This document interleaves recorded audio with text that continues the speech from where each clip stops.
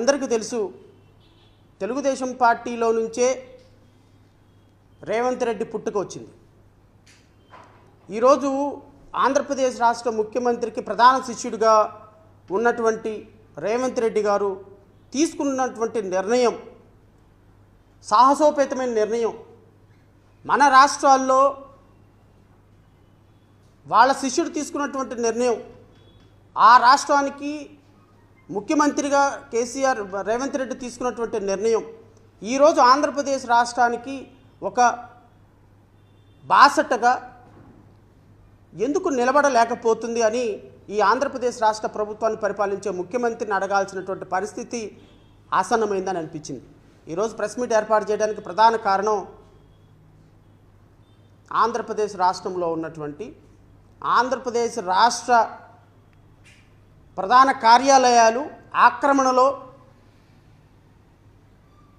నిబంధనలకు వ్యతిరేకంగా కట్టినటువంటి కట్టడాల మీద, నిబంధనలకు వ్యతిరేకంగా కట్టినటువంటి ప్రభుత్వ కార్యాలయాల మీద ఏ విధమైన నిర్ణయం తీసుకోబోతుంది ఆంధ్రప్రదేశ్ రాష్ట్ర ప్రభుత్వం వేచి చూడాల్సిన అవసరం ఉంది. కాబట్టి ఈరోజు ప్రెస్ మీట్ ఏర్పాటు చేయడం జరిగింది. రాష్ట్రంలో జరిగేటువంటి అతి కొద్ది రోజుల్లో జరగబోయేటువంటి ఆంధ్రప్రదేశ్ రాష్ట్ర ప్రభుత్వం ఏ విధమైన నిర్ణయాలు తీసుకోబోతుందనే దాని మీద కూడా ఒక చర్చ అవసరం. ఒక పక్క తెలంగాణలో 4,000 కోట్ల రూపాయలు సంపాదించినటువంటి ఎన్ కన్వెన్షన్ హాల్ని నిర్దాక్షిణ్యంగా కూల్చేసి చట్టం దృష్టిలో అందరూ సమానులే అని చెప్పినటువంటి రేవంత్ రెడ్డి ఒక పక్క, అలాంటి రేవంత్ రెడ్డిని రాజకీయాల్లో ఒక పదవి తీసుకొచ్చి ఈరోజు ఆయన ముఖ్యమంత్రి అవ్వడానికి డైరెక్ట్లీ కారణమైనటువంటి చంద్రబాబు నాయుడు గారి ప్రభుత్వం ఇంకొక పక్క. ఇప్పుడు చంద్రబాబు నాయుడు గారి ప్రభుత్వం, కూటమి ప్రభుత్వం ఏమి చేయబోతుంది ఆంధ్రప్రదేశ్ రాష్ట్రంలో? ఈ కూటమి ప్రభుత్వం ఏ నిర్ణయాలు తీసుకోబోతుంది ఆంధ్రప్రదేశ్ రాష్ట్రంలో?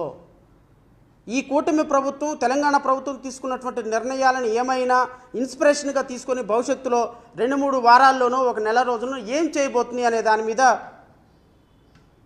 ఆంధ్రప్రదేశ్ రాష్ట్ర ప్రజలందరూ కూడా చాలా ఉత్కంఠగా ఎదురు చూస్తున్నారు, ఇంక్లూడింగ్ మీ. అయితే మొదటగా నేను చెప్పేటువంటి అంశం ఆంధ్రప్రదేశ్ రాష్ట్ర ముఖ్యమంత్రి గారి ఇంటి నుంచే బయలుదేరదాం అక్రమ కట్టడాల కూల్చివేత. ఎందుకంటే ఆంధ్రప్రదేశ్ రాష్ట్ర ముఖ్యమంత్రి ఉంటున్న అధికారిక నివాసమే అక్రమ కట్టడం. ఈ అక్రమ కట్టడంలో నివసిస్తున్నటువంటి అక్రమ ముఖ్యమంత్రి సక్రమంగా ఏమైనా నిర్ణయం తీసుకుంటాడా అతి కొద్ది రోజుల్లో అనేది వేచి చూడాల్సిన సందర్భం. నేను గౌరవ ముఖ్యమంత్రి గారిని, గౌరవ ఉప ముఖ్యమంత్రి గారిని, ఎందుకు ఉప ముఖ్యమంత్రి గారిని ఇక్కడికి తీసుకురావాల్సి వస్తుంది అంటే, గౌరవ ఉప ముఖ్యమంత్రి శ్రీ పవన్ కళ్యాణ్ గారు కూడా ఇప్పుడు ఎన్విరాన్మెంటల్ పంచాయతీరాజ్ మినిస్టర్ కాబట్టి ఎకో సిస్టమ్ని పరిరక్షించాల్సినటువంటి బాధ్యత పవన్ కళ్యాణ్కి ఉంది. కాబట్టి ఈవెన్ చంద్రబాబు నాయుడు అక్రమ నివాసంలో ఉంటున్న చంద్రబాబు నాయుడిని కూడా తొలగించేసేసి పక్కన పెట్టేసేసి చంద్రబాబు నాయుడు మీద కూడా, ఆయన ఇంటి మీద కూడా కోల్చగొట్టగలిగినటువంటి నిర్ణయం తీసుకోగలిగిన అధికారం ఉన్నటువంటి మంత్రి కాబట్టి నేను పవన్ కళ్యాణ్ని అడగాల్సి వస్తుంది.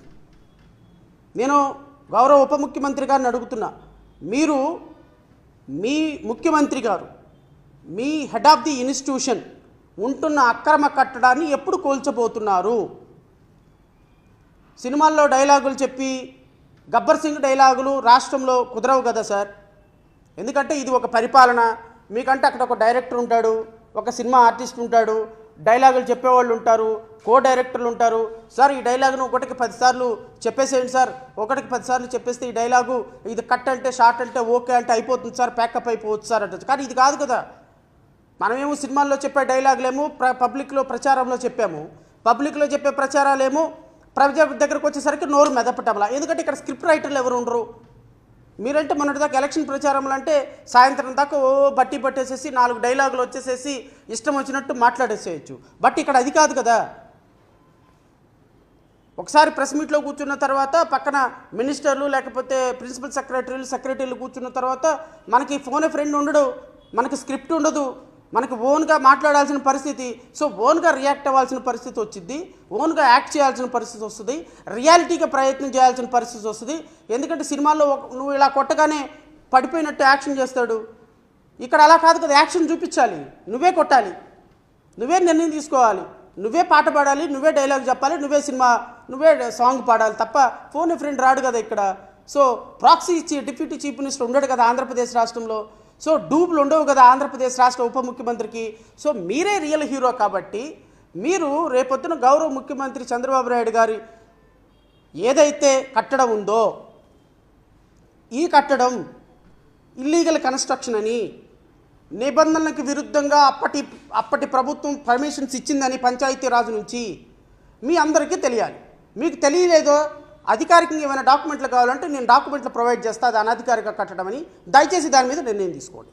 నిర్ణయం తీసుకోవటం కాదు, కోలుకొట్టడమే. ఇంక దీంట్లో నిర్ణయాలు తీసుకోవటాలు ఏముండవు. ఎందుకు అంటే ఈ కట్టడాలు అనైతికమైనటువంటి కట్టడాలు అని గత ప్రభుత్వంలో మినిస్టర్గా పనిచేసినటువంటి దేవినేని ఉమా గారు చెప్పినటువంటి వీడియో నేను ఇప్పుడు ప్రెస్కి రిలీజ్ చేయబోతున్నాను. ఇది ఆల్రెడీ పాత వీడియోని, పెద్దగా అందరికీ చూడాల్సిన అవసరమో చెప్పాల్సిన అవసరమే లేదు. కానీ ఇప్పుడు రిలీజ్ చేయడానికి కారణం ఏంటి అంటే అధికారికంగా మీ ప్రభుత్వంలో ఒక ఇరిగేషన్ మినిస్టరే ఇది అనాధికారిక కట్టడము, ఈ కట్టడాన్ని కూల్చాలి అని చెప్పిన సందర్భంలో, వీళ్ళకి నోటీసులు ఇచ్చామని చెప్పిన సందర్భంలో, లింగమనేని గెస్ట్ హౌస్కి నోటీసులు ఇచ్చామని చెప్పిన సందర్భంలో ఈ నోటీసులు ఒక్కసారి ప్రభుత్వం ఇచ్చిన తర్వాత దాన్ని ఉపసంహరించుకునే అవకాశం లేదు. ఖచ్చితంగా ఈ కన్స్ట్రక్షన్స్ని కూలగొట్టాల్సిన మార్గము. తెలంగాణలో ముఖ్యమంత్రి రేవంత్ రెడ్డి తీసుకున్నటువంటి నిర్ణయాన్ని, అక్కడ తీసుకున్నటువంటి ఎకోసిస్టమ్నో, చెరువులను, కుంటలను, కాలువలను రక్షించడానికి ఒక ముఖ్యమంత్రి తీసుకున్నటువంటి సాహసోపేతమైన నిర్ణయం, మీ శిష్యుడు తీసుకున్నటువంటి సాహసోపేతమైన నిర్ణయం గురువు గారుగా మీరు ఎందుకు తీసుకోలేకపోతున్నారు సార్? నాకు అర్థం కావటంలా. ముఖ్యమంత్రి చంద్రబాబు నాయుడు గారు మీ శిష్యుడు మీకంటే అద్భుతమైనటువంటి సాహసోపేతమైన నిర్ణయాన్ని తీసుకొని వరుసపెట్టి ఇంజనీరింగ్ కాలేజీలు, యూనివర్సిటీస్లు, కన్వెన్షన్ హాల్స్ ఇంకోటి కూలగొట్టుకుంటూ వెళ్తుంటే మీరు మాత్రం ఇంకా అనాధికారికంగా అక్రమ కట్టడంలో నివసించి ఆహా ఓహో నేను అద్భుతమైనటువంటి అమరావతిని సృష్టిస్తా లేదా అద్భుతమైనటువంటి పరిపాలన చేస్తానని చెప్పటం ఎంతవరకు సమంజసమని జేబీఎంరావు భారత్ పార్టీ మిమ్మల్ని ప్రశ్నిస్తుంది. దీనికి నాకు సమాధానం చెప్పకపోయినా రాష్ట్ర ప్రజలకు సమాధానం చెప్పాలి. లేదా మీ తనయుడు ఈ రాష్ట్రానికి మరొక అనాధికారిక ముఖ్యమంత్రి, ఐటీ మినిస్టర్, ఎడ్యుకేషన్ మినిస్టర్ కూడా ఆయనే అనుకుంటా ఇట్ సీమ్స్, అనాధికారికంగా డిప్యూటీ చీఫ్ మినిస్టర్గా యాక్ట్ చేస్తున్నటువంటి మంత్రి గారు, వీరు కూడా అదే నివాసంలో అక్రమంగా నివసిస్తున్నటువంటి మరొక సక్రమం అని చెప్పుకునేటువంటి మంత్రి. మీరు మంత్రులుగా, ముఖ్యమంత్రులుగా ప్రజల యొక్క జీవన ప్రమాణాలకి మీరు ఒక రోల్ మోడల్గా ఉండాల్సిన సందర్భం. ఒక ముఖ్యమంత్రి గారే అక్రమ కట్టడంలో ఉంటున్నారు, ఒక మంత్రి గారే ఎడ్యుకేషన్ మినిస్టర్ పిల్లలకి అబద్ధాలు ఆడకూడదు, సత్యమునే పలకవలని చెప్పాల్సిన ఒక వ్యవస్థకి ఒక మంత్రిగా ఉన్నటువంటి నారా లోకేష్ అక్రమ కట్టడంలో నివసిస్తూ ఇది సక్రమ కట్టడమే, దీనికి అన్ని పర్మిషన్స్ ఉన్నాయంటే ఎలా ప్రజాస్వామ్యం అవుతుంది సార్? ఇది how we can call it as a democracy? మీరు అధికారంలో ఉన్నారు కాబట్టి మీరు రోల్ మోడల్గా ఉండాలి. నేను Pawan Kalyan deputy chief minister గారిని కూడా అడుగుతున్నా, మీరు ₹1 జీతం తీసుకుపోతే ఆయన ముందు ఆ 2 లక్షల జీతం ఏదో మీరు తీసుకొని చేయాల్సిన పనులు చేయండి. మీరు ఆ 2 లక్షల రూపాయలు జీతం తీసుకోకుండా మీరు ఇక్కడ 2,000 కోట్ల మంది 2,000 కోట్ల రూపాయల ప్రాపర్టీస్ అనాధికారికంగా ప్రజలు వాడుకునేదానికి అవకాశం కల్పిస్తున్నారు. ఎవడొద్దన్నాడు మిమ్మల్ని జీతం తీసుకోవద్దని? మేము వద్దన్నామా? జీతం తీసుకోవద్దా? ₹1 జీతం తీసుకోమని మేము వద్దన్నామా? జీతం తీసుకుని ఆయన చట్టం మీకు ఏదైతే పరిధి ఇచ్చిందో ఆ పరిధిలో జీతం తీసుకోండి, చట్టం ప్రకారం పనిచేయండి. రాష్ట్రంలో అక్రమ కట్టడాల్లో నివసిస్తున్నటువంటి ముఖ్యమంత్రి నివాసం మీద అధికారికంగా నిర్ణయం తీసుకోవాల్సింది మీరే. ఎకోసిస్టమ్ని, ఫారెస్ట్ ఎన్విరాన్మెంట్ని కాపాడాల్సిన సిస్టమ్ మీరే. కృష్ణానదిని కాపాడాల్సిన బాధ్యత మీదే. ఎడ్యుకేషన్ మినిస్టర్గా, ఐటీ మినిస్టర్గా అనాధికారికంగా నివసిస్తున్నటువంటి నారా లోకేష్ అండ్ గౌరవ ముఖ్యమంత్రి చంద్రబాబు నాయుడు గారిని ఆ కట్టడంలో నుంచి కూలగొట్టి పక్కకు పెట్టేసి వాళ్ళని కూడా బుద్ధి చెప్పాల్సింది మీరే. ప్రశ్నించేది మీరే కదా. అదేదో సినిమా తీశారు, ఏంటి కెమెరామ్యాన్ గంగతో రాంబాబు, అసలు దాంట్లో ఒక్క డైలాగు మీకు గుర్తు చేసుకోండి సార్, ఒక్క డైలాగు. ఒక్కసారి నా పర్సనల్ రిక్వెస్ట్, ఆ సినిమా ఒక్కసారి సాయంత్రం వేసుకొని ఒక యూట్యూబ్లో కొట్టుకొని చూడండి. కెమెరామ్యాన్ గంగతో రాంబాబుతో మీరు చెప్పినటువంటి డైలాగులు, అద్భుతమైనటువంటి డైలాగులు, సిస్టమ్ని కాపాడడానికి మీరు చెప్పిన డైలాగులు, ఒక్కసారి గుర్తు చేసుకొని అనాధికారిక కట్టడాల మీద కొరడా రులిపించవలసిందిగా నేను కోరుతున్నా. అయితే గత ప్రభుత్వంలో ఇరిగేషన్ మంత్రిగా వచ్చిన తర్వాత ఎప్పుడు కూడా ఎక్కడా కూడా ఈ ఎక్స్టెన్షన్లు ఇవ్వద్దని చెప్పాను. ఇవి ప్రజల ఆస్తులు కాపాడుకోవాలని చెప్పాను. కాబట్టి లోపల ఎక్కడ కూడా ఇవ్వట్లేదు. బయట ఆ పక్క ఈ పక్క ఎక్కడ ఆక్రమణలు జరిగినాయి. ఈ పక్క చూస్తే అపార్ట్మెంట్లు కట్టారు, ఈ పక్క చూస్తే చాలా కార్యక్రమాలు చేశారు. ఇది ఒక్క ప్రభుత్వం. మిగతా అన్ని కూడా ప్రజల సొంత ఆస్తులుగా మరి అన్ని కార్యక్రమాలు నడిపారు. ఈ సొంత ఆస్తులు ఏంటో, ప్రజల ఆస్తులు ఏంటో, ఇరిగేషన్ ఆస్తులు ఏంటో, రెవెన్యూ ఆస్తులు ఏంటో టోటల్గా ఈ రివ్యూలో combined action revenue irrigation coordinate చేసుకొని అవన్నీ కూడా పట్టుబయలు చేస్తాం, బయటికి చేస్తాం. ఏదైతే మేము గ్యాస్ ఇచ్చామని దానికి ప్రతికూలంగా ఇల్లు ఇచ్చాడని, ఇల్లు ఇవ్వడం ఏంటండి, అది గవర్నమెంట్ ఇల్లు. నేను ఆ మాట చెప్పాను. నేను అక్కడ ఉన్నానంటే గవర్నమెంట్ ఇల్లు కాబట్టి ఉన్నా. నేను ఫస్ట్ డేనే చెప్పాను, this property belongs to government. Either నువ్వు ఇచ్చినా నువ్వు ఇవ్వకపోయినా ల్యాండ్ అక్విజిషన్ తీసుకుంటా. ఇస్తే ల్యాండ్ పూలింగ్, లేకపోతే ల్యాండ్ అక్విజిషన్. టెంపరీగా నేను ఉండాలి కాబట్టి, కార్యక్రమాలు స్టార్ట్ చేయాలి కాబట్టి ఐఎమ్ స్టేయింగ్ దేర్. రేపు ఈ ఏరియా మొత్తం కట్టకు అవతలు ఉండే ల్యాండ్ అంతా అన్ని కన్స్ట్రక్షన్స్ పోయి టూరిజం మిగతాటన్నీ వస్తాయి. మొత్తం మాస్టర్ ప్లాన్ లో కూడా మొన్న నోటిఫై చేశారు. గవర్నమెంట్ ఒక ఐఏఎస్ కమిటీ వేస్తే ఆ ఐఏఎస్ కమిటీ వెళ్ళి ఓనర్స్తో మాట్లాడితే ఓనర్స్ అందరూ విల్లింగ్తో లెటర్ ఇస్తే దానికి కలెక్టర్ ఒక లెటర్ కూడా ఇచ్చారు.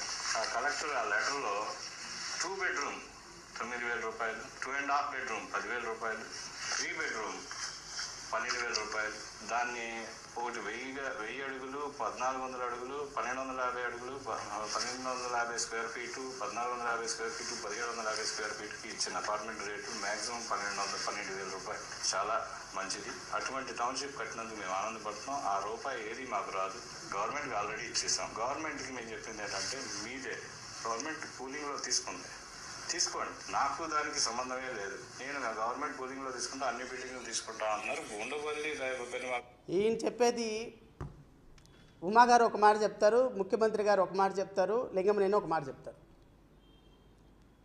అది నేను ఇప్పటికీ రెంట్ కడుతున్నాను, దానికి నేను అధికారికంగా ఉంటున్నాను తప్ప దాంట్లో నేను ఏ విధంగా నాకు గవర్నమెంట్కి సంబంధం లేదు అని మొన్న చంద్రబాబు నాయుడు గారు మాట అన్నారు. లింగమనేని ఇది ఆల్రెడీ గవర్నమెంట్ తీసేసుకుంది, ల్యాండ్ పూలింగ్లో తీసుకుంది, ఇది ల్యాండ్ ఎక్విజిషన్లో గవర్నమెంట్ తీసేసుకుంది, ఈ గవర్నమెంట్ బిల్డింగ్ ఇది, నాకేం సంబంధం అని ఆ రోజు లింగమనేని, ఈరోజు గవర్నమెంట్కి సంబంధం ఏంటి, నాకు అధికారికంగా నేను అన్ని పర్మిషన్ తీసుకున్నాను, ఇది నా స్థలం, నా కన్స్ట్రక్షన్, నేను చంద్రబాబు నాయుడుకి రెంట్కి ఇచ్చానని ఈయన అంటాడు. ఇప్పుడు అంటాడు. ఇది ఇప్పుడు నేను ముఖ్యమంత్రి గారిని ఒకటే మాట అడుగుతున్నా, మీరు ఇది గవర్నమెంట్కి అధికారికంగా ల్యాండ్ ఎక్విజిషన్లో లింగమనేని గెస్ట్ హౌస్ని ప్రభుత్వం ఏదైనా తీసుకుందా, తీసుకుంటే ఏమైనా అధికారికంగా ప్రొసీడింగ్స్ ఉన్నాయా, ఉంటే ఆ ప్రొసీడింగ్స్ని ప్రెస్కి రిలీజ్ చేయండి. మిమ్మల్ని కానీ నేను ఐటీ మినిస్టర్ని కానీ ఇద్దరిని అడుగుతున్నా. నెంబర్ 2, ఇది ఇప్పటికీ కూడా ఇది మీ అధికారికంగా నివాసమా, దీనికి రెంట్ కడుతున్నారా, లేకపోతే దీనికి సంబంధించినటువంటి గవర్నమెంట్ బిల్డింగా? ముఖ్యమంత్రి ఉండగానే అది గవర్నమెంట్ బిల్డింగ్ అవ్వదు కదా. నవీన్ పట్నాయక్ లేకపోతే మనదాకా అరవింద్ కేజ్రీవాల్ 3 ట్రిపుల్ బెడ్రూమ్ ఫ్లాట్లో రెంట్కున్నాడు. అరవింద్ కేజ్రీవాల్ ముఖ్యమంత్రి కాకముందు, ముఖ్యమంత్రి అయిన తర్వాత కూడా రెంట్కున్నాడు. ముఖ్యమంత్రి రెంట్కున్నంత మాత్రాన అది అధికారికంగా గవర్నమెంట్ బిల్డింగ్ అయిపోతుందా? ఎక్కడో 1 లక్ష రూపాయలు 2 లక్షల రూపాయలు అద్దెకు తీసుకొని కేజ్రీవాల్ 1 సంవత్సరం పాటు ఒక బిల్డింగ్లో అద్దెకు తీసుకొని ఉన్నాడు. అద్దెకు తీసుకున్నంత మాత్రాన ముఖ్యమంత్రి ఉంటే అది అధికారిక నివాసం ఎట్లా అయిపోతుంది? సో లింగమనేని గెస్ట్ హౌస్ని మీరు అద్దెకు తీసుకున్నారా, లేకపోతే అది ప్రభుత్వ స్థలమా? ప్రభుత్వ స్థలం అయితే దానికి ఏమైనా ప్రొసీడింగ్స్ ఉన్నాయా? ఒకవేళ అద్దెకు తీసుకుంటే మీరేమైనా అద్దె కడుతున్నారా? ఇది ముఖ్యమంత్రి చంద్రబాబు నాయుడు అండ్ వారి సుపుత్రుడు చెప్పాల్సినటువంటి మాటలు. ఇవి రెండింటి మీద క్లారిటీ తీసుకోవాల్సిన బాధ్యత కూడా పవన్ కళ్యాణ్ గారికి ఉంది. నెంబర్ 3, ఇది ఒకవేళ లింగమనేని చెప్పినట్టుగా ఇది ప్రభుత్వానికి ఇచ్చేసి ఉంటే దీంట్లో మీకు ఏ విధమైనటువంటి సంబంధం లేదా? సంబంధం లేనప్పుడు ఇది నా బిల్డింగే, ఇప్పటికీ కూడా ఇది నా దగ్గరే ఉంది, మేము అన్ని అనుమతులు తీసుకుని కట్టాను, ఇది ప్రభుత్వానికి చంద్రబాబు నాయుడు గారికి ముఖ్యమంత్రి గారికి నేను ఓన్లీ రెంట్కే ఇచ్చానని చెప్తారా? ఒకవేళ ఇది సక్రమే అయితే, అక్రమం కాదు అని అనుకుంటే ఈ బిల్డింగ్ని ఇది సక్రమం బిల్డింగ్ కాదు, అక్రమం బిల్డింగ్, దీన్ని ఇమ్మీడియట్గా తొలగిస్తామని అప్పుడు ఇరిగేషన్ మంత్రి దేవినేని ఉమా గారు ఎందుకు చెప్పారు? అసలు మీరు కోస్టల్ కారిడార్లో చట్ట నిబంధనలు, నేషనల్ గ్రీన్ ట్రిబ్యునల్ చాలా సీరియస్గా అబ్జెక్ట్ చేసిన చోట, బిల్డింగ్ రూల్స్ పర్మిషన్ చేయని చోట మీరు 100 కోట్ల రూపాయలతో గెస్ట్ హౌస్లు కట్టుకొని కరకట్టుకి ఈ చివరి నుంచి చూస్తే ఆ చివరి వరకు మంతెన సత్యనారాయణ రాజు ఆలయం దగ్గర వరకు కూడా ప్రతి ఒక్కటి కూడా ఇల్లీగల్గా గెస్ట్ హౌస్లు కట్టుకొని వాటికి మళ్ళీ దాని పక్కన ఇంకొక టెంపుల్స్, శివాలయాలని, రామాలయాలని కట్టుకొని కొంతమంది గవర్నమెంట్ గెస్ట్ హౌస్లు కట్టి, ఇరిగేషన్ గెస్ట్ హౌస్లు కట్టి వస్తాను నేను అన్నీ ఏ విధంగా ప్రతి ఒక్కటి ఇల్లీగల్ కస్టడీలో కట్టడాలో ఏ విధంగా వీటి మీద నోటీసులు గవర్నమెంట్ ఇచ్చిందో, ఏ విధంగా నోటీసులు గవర్నమెంట్ ఇచ్చిన తర్వాత వీళ్ళు ఏ విధంగా వన్న క్యాంటీన్లకి 100 కోట్ల రూపాయలు 2 కోట్ల రూపాయలు వీళ్ళకి ఏ విధంగా ఈ ప్రభుత్వంలో ఆ ప్రభుత్వంలో వీళ్ళు మామ్యామ్యాలు ఇచ్చి ఏ విధంగా ఆపుకున్నారో వీటన్నిటి మీద కూడా ఇప్పుడు రాష్ట్ర ప్రజల ముందు మీ చరిత్ర మొత్తం విప్పుతా, మీ చరిత్ర మొత్తం రాష్ట్ర ప్రజల ముందు పెట్టి, ఇదిగో ప్రభుత్వాల్లో పనిచేసేటువంటి మంత్రులు, ముఖ్యమంత్రులు, ప్రజలకు ఆదర్శపాయంగా ఉండవలసినటువంటి వ్యక్తులు ఈ విధంగా ఇల్లీగల్ కట్టడాల్లో, ఇల్లీగల్ కన్స్ట్రక్షన్స్లో నివసిస్తూ 100 కోట్ల రూపాయల వ్యాపారాలు చేస్తూ ఉంటే, ఈ వ్యాపారాలని అరికట్టాల్సినటువంటి ప్రభుత్వ అధికారులు లక్షల రూపాయల లంచాలు తీసుకొని జోగులాడుతూ ఉంటే, మరి ఈ రాష్ట్రంలో ఒక పేదవాడు ఒక ఇటుక పెడితే సాయంత్రానికి 10 మంది అధికారులు వచ్చి ఆ ఇటుకతో పాటు ఇంకో 10 ఇటుకలు కూడా పడగొట్టేటువంటి దుర్మార్గమైన వ్యవస్థలో ఇక ఈ రాష్ట్రంలో లా అండ్ ఆర్డర్ని పరిరక్షించాల్సింది ఎవరండి? నేను Lingamaneni guest house illegal construction అని చెప్పడానికి కూడా నేను ఒక రూల్స్ చదువుతా. ఆంధ్రప్రదేశ్ రాష్ట్రం ఏ విధంగా బిల్డింగ్ని కట్టాలి, ఏ విధంగా బిల్డింగ్లు కట్టకూడదు అని 7/4/2012 అంటే దీనికి ముందున్నటువంటి ఇంకా GOMS నెంబర్ 483 ఇది డేటెడ్ 24/8/1998, 511 ఇది 17/11/2000 సంవత్సరం. GOMS నెంబర్ 33 ఇది వచ్చి 3/3/2001. ఈ విధంగా పాత జీవోలన్నింటినీ కూడా రెఫర్ చేసుకుంటూ GOMS నెంబర్ 168లో 7/4/2012లో ఒక జీవో ఇచ్చింది. ఈ జీవో ప్రకారంగా రూల్ 4, ఈ జీవో ప్రకారం rule 3 which specifically says no building development activity shall be allowed in the bed of river water bodies like river or nala and the full tank level or the lake, pond, చెరువు or Kunta shikam lands. అంటే ఏ building అయినా సరే any building activity shall not be allowed. ఏ విధమైనటువంటి building permission allow చేయడానికి లేదు. ఎక్కడెక్కడ allow చేయడానికి లేదు? In the bed of water bodies like river or నాలా and in the full tank level or any lake, pond, చెరువు ఆర్ కుంట. ఇప్పుడు ఇదే పరిస్థితి. ఎన్ కన్వెన్షన్ హాల్లో నాగార్జున చెరువు అనేటువంటి క్లాసిఫై చేసినటువంటి ల్యాండ్లో ఎన్ కన్వెన్షన్ హాల్లో పర్మిషన్ తీసుకొని కట్టాడు. ఈ has a permission, valid permission. ఎక్కడుంది పర్మిషను? ఎక్కడిచ్చారు పర్మిషన్ అధికారులు? చెరువు అనేటువంటి ఒక క్లాసిఫైడ్ చేయబడినటువంటి ల్యాండ్లో పర్మిషన్ ఇచ్చారు. ఎనీ పర్మిషన్ ఏ బిల్డింగ్ అయినా పర్మిషన్ ఇచ్చిన అధికారులు ఇచ్చారు అంటే, ఇచ్చిన పర్మిషన్స్ కనుక ఈ ల్యాండ్స్లో ఉంటే, ఏది వాటర్ బాడీస్, నాలా, full tank level, lake, pond, చెరువు ఆర్ కుంట, ఈ క్లాసిఫై చేసినటువంటి ఏ భూమిలో అయినా సరే పర్మిషన్ ఇస్తే ఆ పర్మిషన్ చెల్లదు. అందుకనే రేవంత్ రెడ్డి ప్రభుత్వం డెమాలిషన్ చేసింది. హైకోర్టు ఎందుకు స్టే ఇచ్చింది? ఆయనకి బిల్డింగ్ పర్మిషన్ ఉంది కాబట్టి హైకోర్టు స్టే ఇచ్చింది. బట్ బిల్డింగ్ పర్మిషన్ వ్యాలిడ్ కాదు. ఏ విధమైనటువంటి బిల్డింగ్ పర్మిషను ఈ చెరువు, నాల, పాండు ఇలాంటి కెనాల్ లాంటి క్లాసిఫై చేసినటువంటి భూముల్లో దేంట్లో కూడా బిల్డింగ్ పర్మిషన్ ఇవ్వటం వ్యాలిడ్ కాదు అని తెలంగాణ ప్రభుత్వం భావించింది, కొట్టేసింది. ఈ లింగమనేని కూడా చెప్పినట్టుగా ఈ క్లాసిఫై చేసినటువంటి భూముల్లోనే నేను పర్మిషన్ తీసుకున్నాను పంచాయతీ నుంచి అంటాడు. చంద్రబాబు నాయుడు గెస్ట్ హౌస్కి చంద్రబాబు నాయుడు గారు ఇప్పుడు ఉంటున్నటువంటి అధికారిక నివాసానికి పర్మిషన్ ఉంది అని చెప్పేది ఇలాంటి క్లాసిఫై చేసినటువంటి ల్యాండ్లోనే. అండ్ ఇంకోటి కూడా వస్తాను నేను. The above water bodies and courses shall be maintained as recreation and green buffer zone and no building activity shall be created out within 100 meters from the boundary of the river outside of the municipal corporation, municipality, nagar panchayati limits of 50 meters within the municipal corporation. ఏదైనా సరే buffer జోన్లో అంటే Krishna water బాడీస్లో ఉన్నటువంటి buffer జోన్లో ఏ building activity 100 metres లోపు అంటే కృష్ణా నది పారుతున్నటువంటి ఏ దగ్గరైనా సరే 100 మీటర్స్ లోపు ఏ బిల్డింగ్ కన్స్ట్రక్షన్ చేయకూడదు. చంద్రబాబు నాయుడు గారి గెస్ట్ హౌస్ అధికారిక నివాసం ఎన్ని మీటర్స్లో ఉందండి? గట్టిగా తుమ్మితే 25-20 మీటర్స్లో లేదు. మీరు చూసుకోండి. మంచిన సత్యనారాయణ ఆలయం దగ్గర నుంచి నేను అది కూడా చూపిస్తాను మీకు. ఇదిగో మంతెన సత్యనారాయణరాజు ప్రకృతి ఆశ్రమం ఇల్లీగల్ కన్స్ట్రక్షన్, దాన్ని ఎందుకు డిమాలిష్ చేయకూడదని సిఆర్డిఏ అధికారులు ఇచ్చినటువంటి నోటీసులు ఇవన్నీ కూడా చూడండి. సిఆర్డిఏ అధికారులు ఇచ్చినటువంటి నోటీసులు ఇవన్నీ కూడా మంతెన సత్యనారాయణ ఆలయాన్ని మంతెన సత్యనారాయణరాజు ప్రకృతి ఆశ్రమాన్ని ఎందుకు కూలగొట్టకూడదు, మీరు షెడ్యూల్ కట్టి ఇక్కడ పర్మిషన్స్ లేకుండా అనుమతి లేకుండా బఫర్ జోన్లో 30-40 మీటర్స్ లోపు కృష్ణానదికి 30-40 మీటర్స్ లోపు ఎకో సిస్టమ్ని పరిరక్షించకుండా బిల్డింగ్ పర్మిషన్ తీసుకున్న దానికి కాంట్రారీగా కట్టినందుకు మిమ్మల్ని ఎందుకు డిమాలిష్ చేయకూడదని ఇచ్చినటువంటి నోటీసులు సిఆర్డిఏ అధికారులు 2019లో సిరీస్ ఆఫ్ నోటీసులు సిఆర్డిఏ చట్టాలను వినియోగించుకొని ఆ జడ్జిమెంట్లు సిఆర్డిఏ చట్టాలకు అనుగుణంగా నోటీసులు ఇచ్చారు. ఈ నోటీసుల్లో ఎంత స్పష్టంగా వాళ్ళు మెన్షన్ చేశారు అంటే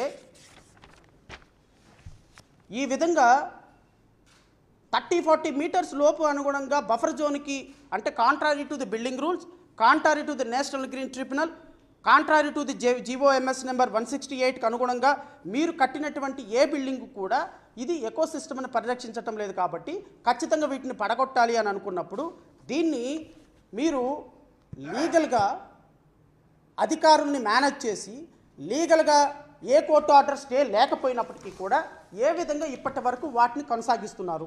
నెంబర్ 1, దీనికి మంత్రి సత్యనారాయణ రాజు 24/7/2019లో సిఆర్డిఏ కమిషనర్కి ఒక రిప్లై ఇచ్చారు.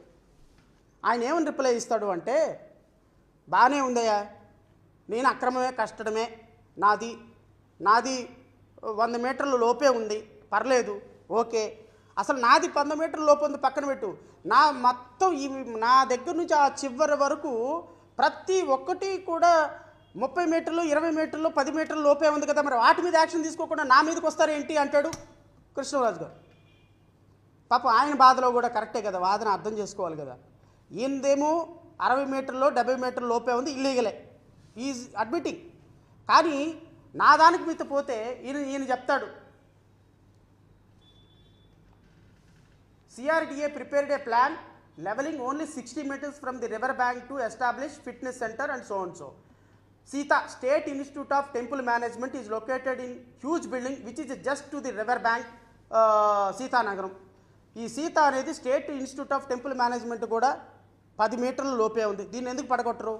Number 2, hotel Haritha 3 floors, restaurant, కవాడ్ jetties, many other permanent structures in the Beam Park belong to the tourism department are situated within 50 meters from the river bank. మరి వీటి మీద ఎందుకు పడగొట్టరు మీరు. ఆయన బాధ అర్థమైంది, జనాలందరికీ అర్థం చేసుకోవాలి. మనం కూడా హరిత హోటల్స్ అనేవి కోట్ల రూపాయల వ్యాపారం చేస్తున్నాయి, ఈ సీత అనే ఇన్స్టిట్యూషను. తర్వాత the permanent structures like cottage, restaurants, conference hall build in Bhavani island is absolutely with in 10 meters from the river waters. Bhavani ఐలాండ్లో ఉన్నటువంటి రెస్టారెంట్లు, కాన్ఫరెన్స్ హాలు, కాటేజెస్ ఇవన్నీ కూడా 10 meters లోపే ఉన్నాయి, మరి వీటి మీద ఎందుకు యాక్షన్ తీసుకోరు. Number 2, food court, a permanent building 2 floors by Vijayawada municipal corporation opposite to Pandit Jawaharlal Nehru is just on the river bank. River bank పక్కనే ఈ ఫుడ్ కోర్టు కట్టారు. ఇన్ని బిల్డింగులు పెట్టుకొని, దిస్ ఇన్క్లూడ్స్ చంద్రబాబు నాయుడు గారు లింగంనేని గెస్ట్ హౌస్ ఆల్సో, ఇన్ని బిల్డింగులు పెట్టుకొని మీరు నా మీదకి వస్తారేంటి అంటే వీళ్ళ ఉద్దేశం ఏంటి అంటే, నువ్వు దొంగ అంటే నేను దొంగనే, ఓకే, మరి నువ్వు కూడా గత సంవత్సరంలో 3 దొంగతనాలు చేసావుగా, ఇది సమాధానం. ఎస్, 2019 నుంచి 2024 వరకు జగన్మోహన్ రెడ్డి ప్రభుత్వం వీటి మీద నిర్ణయం తీసుకోవాలా, పడగొట్టాలా. ఒక ప్రజావేదిక మీద మాత్రమే ఇల్లీగల్ కట్టడం. ప్రజావేదిక ఇల్లీగల్ కట్టడం అయినప్పుడు దాని పక్కనే ఉన్న చంద్రబాబు నాయుడుది ఇల్లీగల్ కట్టడం కదా, దాని పక్కనే ఉన్నటువంటి శివాలయం టెంపుల్ ఇల్లీగల్ కట్టడం కదా, దాని పక్కనే ఉన్నటువంటి Pathuru Nagabhushanam guest house illegal కట్టడం కదా, అటుపక్క ఉన్నటువంటి మంతెన సత్యనారాయణరాజు ప్రకృతి ఆశ్రమం అది ఇల్లీగల్ కట్టడం కదా, మరి వీటి మీద ఎందుకు చేసుకోలేదు. గత ప్రభుత్వం తప్పు చేసింది, రైటే. మరి మీ ప్రభుత్వం అద్భుతమైనటువంటి చట్టాలని, న్యాయాలని, ధర్మాలని గౌరవించే బొబ్బిలిపులి ప్రభుత్వం కదా మీది. మీ ప్రభుత్వం ఏం నిర్ణయం తీసుకుంటుందో చెప్పండి. మీ ప్రభుత్వం వచ్చి ఆల్మోస్ట్ రేపు 100 రోజులు కాబోతుంది. ఇంకో 10 రోజులు అయితే 90 రోజుల పరిపాలన నిండిపోయి 100 రోజులు రాబోతుంది. మరి మీ ప్రభుత్వం చట్టానికి, న్యాయానికి, ధర్మానికి తెలంగాణ రాష్ట్ర ప్రభుత్వం తీసుకున్నటువంటి నిర్ణయాన్ని తీసుకోవటంలో ఎందుకు విఫలం చెందుతుంది? నేను రాష్ట్ర ప్రజలను కూడా ఒక మాట అడుగుతున్నా. మీరు చాలామంది ఎక్స్పీరియన్స్ చేసి ఉంటారు ఇది. ఎందుకంటే నా దగ్గరికి కొన్ని వందల మంది క్లయింట్లు వస్తూ ఉంటారు కాబట్టి వాళ్ళందరి ఎక్స్పీరియన్సెస్ని నేను మీతో షేర్ చేసుకోవాల్సిన బాధ్యత కూడా నా మీద ఉంది. ఒక మున్సిపల్ అధికారులు ఎలా తయారవుతారంటే వాళ్ళు మనం బిల్డింగ్ పర్మిషన్ తీసుకొని బిల్డింగ్ పర్మిషన్లో ఫర్ ఎగ్జాంపుల్ ఒక మనకు సంబంధించినటువంటి సైడ్ వాల్స్ కానీ లేకపోతే ఇంకోటి కానీ ఒక 10 మీటర్స్ వదలాల్సిన సందర్భంలో ఒక 5 మీటర్స్ మాత్రమే వదిలామనుకోండి, సెట్ బ్యాక్స్ 4 రోజులు 4 రోజులు 5వ రోజున ఒక 20 మంది అధికారులు పడిపోతారు. అక్కడ సెట్ బ్యాక్ ఎందుకు వదలలేదు, ఈ డిస్టెన్స్ ఎందుకు వదలలేదు, ఈ వాటర్ రూఫ్ ఎందుకు మీరు ప్రాపర్గా వదలలేదు, ఇచ్చిన బిల్డింగ్ పర్మిషన్ ఏంది, మీరు కట్టింది ఏంటి? మరి ఇంత షార్ప్గా పేదవాడి మీద, సామాన్యుడి మీద, మీకు డబ్బులు ఇవ్వని వ్యక్తుల మీద పనిచేసేటువంటి చట్టాలు, న్యాయాలు రోజుకొచ్చి రమారమి వారం రోజులకి 26,000 రూపాయలు ఛార్జ్ చేస్తాడు. ఎవరు? సత్యనారాయణరాజు. ప్రకృతి ఆశ్రమం అని పెట్టి. నాకు తెలిసి ఒక నెల రోజులు ఆ ఆశ్రమంలో మనం ఉండాలి అంటే మినిమం 1,00,000 రూపాయలు కట్టి రావాల్సింది బయటికి. నెల రోజులు ఉండాలి అంటే 1,00,000 రూపాయలు కట్టి రావాల్సినటువంటి బిజినెస్ చేస్తున్న మీరు ఏ బిజినెస్ కోసం తీసుకున్నారు? మీరు ఔషధ మొక్కలు పెంచటానికి ఔషధ మొక్కలు పెంచుతాము అని బిల్డింగ్ పర్మిషన్ తీసుకొని మీరు చేస్తున్న వ్యాపారం ఏంటి? అక్కడ కోట్ల రూపాయలు. రైట్, నేను ఆ జోలికి వెళ్ళను. ఎందుకంటే మీరు కోట్లు తీసుకుంటారో లక్షలు తీసుకుంటారో it is your purview. And I'm also very happy. మన రాష్ట్రంలో ఒక ప్రకృతి ఆశ్రమం ఉంది, హాస్పిటల్ ఉంది. మిగతా రాష్ట్రాల నుంచి, ఇతర దేశాల నుంచి ఇక్కడికి వచ్చి ఇక్కడ ట్రీట్మెంట్ చేయించుకోవటం మన ఆంధ్రప్రదేశ్కి కూడా గర్వకారణం. నేను యాజ్ ఎ పొలిటికల్ పార్టీ లీడర్గా నేను మన రాష్ట్రానికి దక్కే ప్రతి గౌరవాన్ని కూడా అప్రిషియేట్ చేస్తాను. కానీ మీరు ఇల్లీగల్ బిల్డింగు, ఇల్లీగల్ కన్స్ట్రక్షన్ కట్టి దాన్ని లీగలైజ్ చేస్తూ ప్రపంచానికి ఆరోగ్యం ఇస్తానని చెబితే, ప్రపంచానికి, సమాజానికి, మనుషులకు ఆరోగ్యం ఇచ్చే మీరు సమాజం కూడా ఆరోగ్యంగా ఉండాలని చూడాలి కదా. ఇప్పుడు మీరు మీతో పాటు 100 బిల్డింగ్లు కట్టుకొని వెళ్ళిపోయినారు కరకట్ట మీద. ఏం జరుగుతుంది అనేది నేను ప్రజలకు కూడా వివరించాలి. ప్రజలారా, ఈ మధ్యకాలంలో మీరు ఢిల్లీని చూశారు, మహారాష్ట్రను చూశారు, ఉత్తరాఖండ్ను చూశారు. ఈ మధ్యకాలంలో ఫ్లడ్స్ వస్తే ఏ విధంగా మొత్తం ఫ్లడ్స్ అన్నీ ఇళ్లలోకి వచ్చేసినాయో మీ అందరు చూశారు. ఈ రోజున ఎకో సిస్టమ్ని కనుక మీరు ప్రాపర్గా పరిరక్షించకపోతే, ఈ దుర్మార్గులు కట్టినటువంటి బిల్డింగ్ల వల్ల రేపొద్దున కన్నా సాయిల్ కనుక కుంగిపోతే, కృష్ణానది పొంగితే విజయవాడ మొత్తం కొట్టుకొని పోతుంది. అప్పుడు ఎవరు దానికి బాధ్యులు? ఇప్పుడు కట్టినటువంటి బిల్డింగుల్లో 30 మీటర్స్, 40 మీటర్స్, 50 మీటర్స్ ఎందుకు బిల్డింగు కట్టొద్దు అని అంటారు అంటే, నదీ పరివాహ ప్రాంతంలో మీరు ఇసుక నీళ్ళు ఇలా పట్టుకుంటే ఇసుక జారిపోతూ ఉంటుంది. ఒక బంకమట్టిని ఇలా పట్టుకుంటే బంకమట్టి నిలబడదు. మన ఇళ్లల్లో మన ఇంటి దగ్గర పట్టుకున్న బంకమట్టికి నదీ పరివాహ ప్రాంతంలో ఉన్న బంకమట్టికి చాలా తేడా ఉంటుంది. Because the soil is not fit for construction. నదీ పరివాహ ప్రాంతంలో 100 మీటర్ల లోపు ఎందుకు దాన్ని బఫర్ జోన్గా పెట్టారు అంటే, 100 మీటర్ల లోపు ఏదైనా నదీ పారుతున్నప్పుడు దాని పక్కన మీరు వెళ్ళిపోయి ఒక మట్టిని పట్టుకుంటే బంకమట్టి, అది కన్స్ట్రక్షన్కి పనికిరాదు. ఈ కన్స్ట్రక్షన్కి పనికిరాని మట్టిలో రేపొద్దున 5 అంతస్తుల బిల్డింగ్ కట్టినటువంటి ప్రకృతి ఆశ్రమంలో ఉన్నటువంటి వ్యక్తి గెస్ట్ హౌస్లు కట్టుకొని, వందల గెస్ట్ హౌస్లు కట్టుకొని, టెంపుల్స్ని కట్టుకొని, పర్మనెంట్ స్ట్రక్చర్స్ని కట్టుకొని, ఇప్పుడు అక్కడ భవానీ ఐలాండ్ అని చిన్నపిల్లల జోన్ పార్కులు, పక్పిల్ పార్కులు కట్టి 100 మంది పిల్లల్ని అక్కడికి ఆహ్వానించేటువంటి కన్స్ట్రక్షన్స్ కట్టేటువంటి భవానీ ఐలాండ్ లాంటి హోటల్స్లో రేపొద్దున కన్స్ట్రక్షన్ కనుక ఏమైనా కూడా కుంగి కనుక కన్స్ట్రక్షన్ పడిపోతే కొన్ని 100 మంది ప్రాణాలు బలిపోవాల్సి వస్తుంది. ఒక ప్రకృతి ఆశ్రమం కనుక రేపొద్దున డిమాలిషన్ అయింది అంటే ఈ రాష్ట్రం కోలుకోలేని ఒక అప్రతిష్టని మిగతా రాష్ట్రాల్లో, దేశాల్లో మూట కట్టుకోవాల్సి వస్తుంది. దీనికి ఎవడు బాధ్యుడు? దీనికి ముఖ్యమంత్రులు ఏం బాధ్యత వహించరే? రేపొద్దున ప్రకృతి కృష్ణానది ఫ్లో అయ్యేటప్పుడు ఏమైనా వరద పొంగితే ఆ కృష్ణానది ఫ్లో మొత్తం ఈ బిల్డింగుల మీద పడిపోతే దీని నుంచి మన రేపొద్దున కరకట్ట ఆనకట్ట లేకుండా పోతే రేపొద్దున విజయవాడ మొత్తం మునిగిపోతుంది. ఒక విధంగా పబ్లిక్కి నష్టం. ఒకవేళ ఈ బిల్డింగులు ఏమైనా కూలిపోతే రేపొద్దున ఆ బిల్డింగులో ఉంటున్న వ్యక్తులకు నష్టం. ఇలాంటి ఇల్లీగల్ కట్టడాలని కొనసాగిస్తున్నటువంటి ఇంకా ముఖ్యమంత్రి, ఉప ముఖ్యమంత్రి, మంత్రులు పక్క రాష్ట్రాలను చూసైనా సిగ్గు తెచ్చుకోకపోతే ఎట్లా అంటున్నా నేను. నేనేమి మసుగుడ్డ కాల్చి మొఖాన్ని వేయటంలా, మీ అధికారిక లెక్కల ప్రకారం, మీ అధికారుల యొక్క మాటల ప్రకారం, ప్రొసీడింగ్స్ ప్రకారం కరకట్ట నుంచి ఈ చివరి నుంచి మొదలు పెడితే ఆ చివరి మంత్రి సత్యనారాయణ ఆలయం వరకు చుట్టుపక్కల ఉన్నటువంటి మొత్తం వ్యక్తులు ఇల్లీగల్ కన్స్ట్రక్షన్సే. రేపొద్దున మీరు ఏం చేయబోతున్నారు? అమరావతిని 60,000 కోట్లతో అభివృద్ధి ఎట్ట చేస్తారు?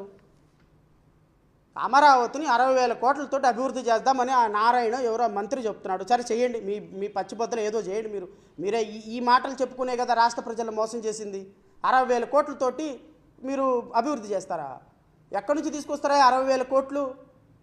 15,000 కోట్లు కేంద్ర ప్రభుత్వం అప్పు ఇవ్వడానికి కింద మీద పడిపోయి ఒక్కడికి నెత్తి నోరు కొట్టుకొని అప్పు ఇచ్చిన 15,000 కోట్లని గ్రాంట్ అని చెప్పి అసెంబ్లీలో చప్పట్లు కొట్టించిన పవన్ కళ్యాణ్ ముఖ్యమంత్రి, 2 లక్షల పుస్తకాలు చదివిన ముఖ్యమంత్రి, ఇదిగో పక్కన ఉన్నటువంటి చంద్రబాబు నాయుడు 14 ఏళ్ళు ముఖ్యమంత్రి చేసినటువంటి ముఖ్యమంత్రి ఈ రాష్ట్రాన్ని పట్టి ఈ విధంగా ప్రజలను తప్పుదోవ పట్టిస్తుంటే అసెంబ్లీ సాక్షిగా దానికి ఈ పక్కన ఉన్నటువంటి గొర్రెలన్నీ చప్పట్లు కొట్టడం అంట. గ్రాంట్ ఇచ్చాడు అనగానే పక్క నుండి ఎదురుగా బల్ల ఉంటుంది, చెయ్యి ఉంటుంది, ఖాళీగా ఉంటుంది. వీళ్ళు చప్పట్లు కొట్టడానికి తప్ప దేనికోసం వాడరు కదా. ఇది 15,000 కోట్ల రూపాయలు గ్రాంట్ అనగానే వెంటనే చప్పట్లు కొట్టేస్తున్నారు పక్కన ఉన్నటువంటి ఎమ్మెల్యేలు.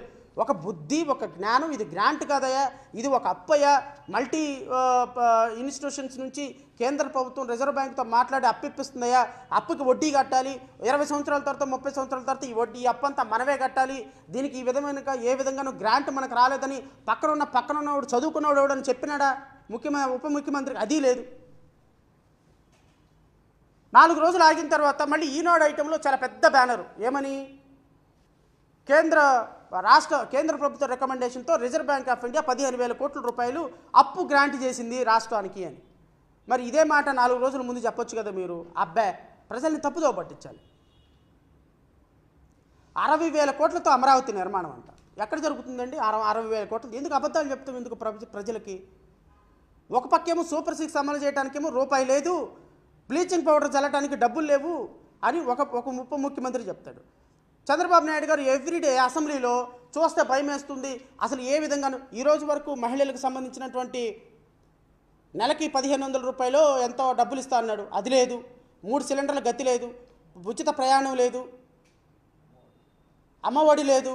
గత 3 నెలల నుంచి వాలంటీర్లకు జీతాలు లేవు, డిపార్ట్మెంట్లో ఎవరికి కూడా జీతాలు లేవు. ఇవన్నీ ఆర్థిక ఇబ్బందులు ఉన్నాయి. రాష్ట్రంలో కనీసం 10 రూపాయలు ఇన్కమ్ జనరేట్ చేసే స్థాయి లేదు. అమరావతి 60,000 కోట్లతోటి ఎట్లా చేస్తారండి అమరావతి మీరు డెవలప్మెంటు? అమరావతికి సంబంధించిన లీగల్ కేసులు ఇంకా సుప్రీంకోర్టులో పెండింగ్ ఉన్నాయి. వాటిని క్లియర్ చేశారా? అమరావతిని శాశ్వత అమరావతి రాజధానిగా అమరావతి నిర్మాణం జరిగిపోతుంది. దీన్ని కేంద్ర ప్రభుత్వంలో పార్లమెంట్లో బిల్లు ప్రవేశపెట్టి దానికి ఏమైనా ఎఫర్ట్లు చేస్తున్నారా? మళ్ళీ రేపొద్దున ఇంకొకటి వచ్చి 3 రాజధానులు కాదు 15 రాజధానులు అంటాడు. అప్పుడు పరిస్థితి ఏంటి అమరావతి పరిస్థితి? అమరావతి మీరు ఒక బోర్డు పెట్టారు, అమరావతి నిర్ణయం బోర్డు అని. ఒక ఎట్లతో కొత్తగా క్రియేట్ చేసి దానికి ఎవరినో పెట్టబోతున్నారు మీరు చైర్మన్గా. మీరు అమరావతి నిర్మాణం మీద స్పష్టమైనటువంటి అవగాహన, అమరావతి లీగల్ కేసెస్ మీద అవగాహన, వాటిని ఏ విధంగా చేయాలి, అమరావతి నిర్మాణం చేయాలి అంటే ముందు ఎకో సిస్టమ్ని కాపాడుద్దా?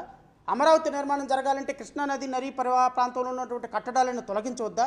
అలా కట్టడాలను తొలగిస్తే ఫస్ట్ పోయేది మీ కట్టడమే, ఫస్ట్ పోయేది చంద్రబాబు నాయుడు గారిదే, ఫస్ట్ పోయేది అక్కడ ఉన్నటువంటి 100 కోట్ల రూపాయలు బిజినెస్ చేసేదే.